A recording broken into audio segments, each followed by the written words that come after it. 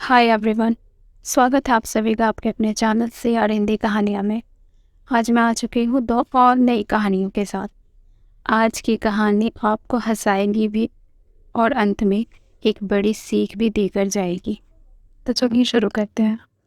एक बार की बात है, एक कन्या का विवाह होने वाला था। उसके पिता ने शर्त रखी, विवाह तो हम उसी लड़के से करेंगे, लेकिन बारात में कोई बूढ़ा व्यक्ति शामिल नहीं होना चाहिए।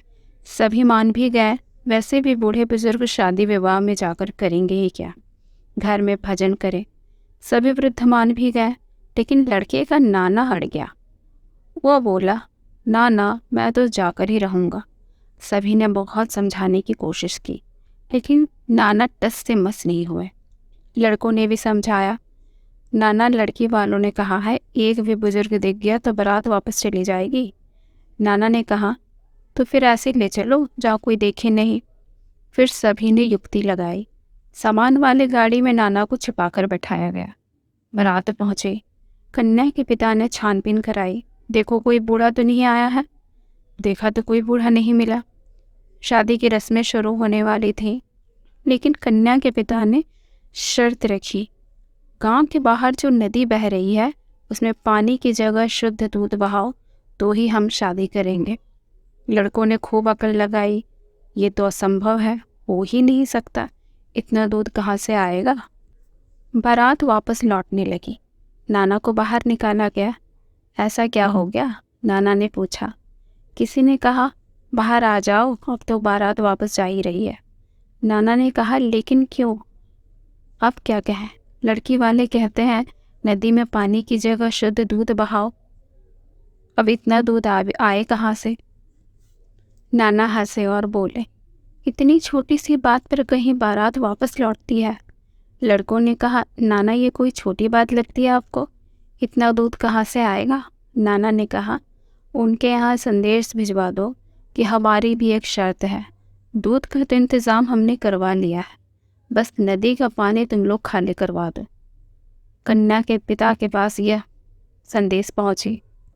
कन्या के पिता ने कहा, अच्छी तरह छानबीन करो, बारातियों में जरूर कोई बुजुर्ग आया ही होगा। तो ये है बुजुर्गों की महिमा। चलिए दूसरी कहानी की तरफ चलते हैं। रेलगाड़ी के एक डब्बे में कुछ 8-10 नवयुवक चढ़े। उस डब्बे के किनारे में एक 60-65 वर्ष के बुजुर्ग बैठे हुए राम नाम का जप किए जा रहे थे। लड़कों को मस्ती करने की सूझी। नया उम्र, नई जोश, क्योंकि बड़े बड़े उन्हें भी बोरियत महसूस होने लगी थी। लेकिन ऐसा क्या किया जाए? एक ने कहा, जंजीर खींचो। दूसरे ने कहा, अरे देखते नहीं, जंजीर खींचने पर 500 रुपये जुर्माना और 6 महीने की कैद है, और दोनों इकट्ठे भी हो सकते हैं।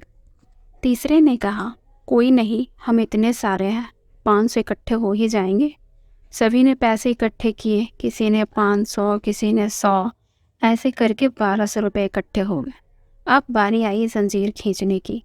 लड़कों के हेड ने रुपए अपनी जेब में रखे और कहा, जंजीर मैं नहीं खींच रहा, ना ही कोई रुपया लगने वाला।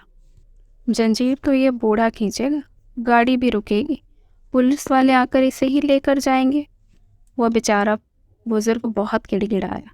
कुछ लोग दूसरों की मजबूरी में मज़े ढूंढते हैं, यही हाल इन लड़कों का था। एक लड़के ने झट से जंजीर खींच दी और खुद ही अधिकारियों को बुला लाया और सारा इल्ज़ाम उस बुजुर्ग पर डाल दिया। सभी लड़के चिल्लाए, इस बूढ़े ने जंजीर खींची है। अब बेचारा बुजुर्ग हैरान परेशान, करे भी तो क्या करे, कोई उसकी बातों पर यकीन भी क्यों करता। उसने ईश्वर का स्मरण किया। अधिकारियों ने डांटा, तुम्हें शर्म नहीं आती, बूढ़े होकर ऐसी हरकत करते हो। उस बुजुर्ग ने रोनी सीरत बनाकर कहा, साहब जंजीर तो मैंने ही खींची है, लेकिन मजबूरी में खींचनी पड़ी। अधिकारी चिल्लाए, कैसी मजबूरी?